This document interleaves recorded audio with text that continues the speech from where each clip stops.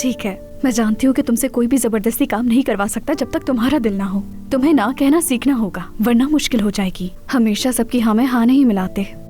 ठीक कहा, लेकिन इंसान को अपना वादा पूरा करना चाहिए। हाँ, लेकिन अगर वादा किसी गलत काम के लिए किया हो तो उसे बदल लेना बेहतर होता है, ताकि पछतावा ना हो।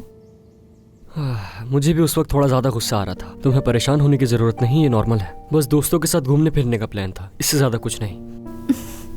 अरे जब इतनी कोई बड़ी बात नहीं थी तो तुम मेरा फलसफा क्यों सुन रहे थे? मुझे अच्छा लगता है जब तुम मुझे इस तरह समझाती हो। मुझे बेफिक्र रहना पड़ता है, अगर ऐसी ना रहूंगी तो सबसे उलझती रहूंगी। ये तो है, यही वजह है कि तुम दोनों की शख्सियत अलग है। वैसे तुम कुछ पूछने वाली थी मुझसे?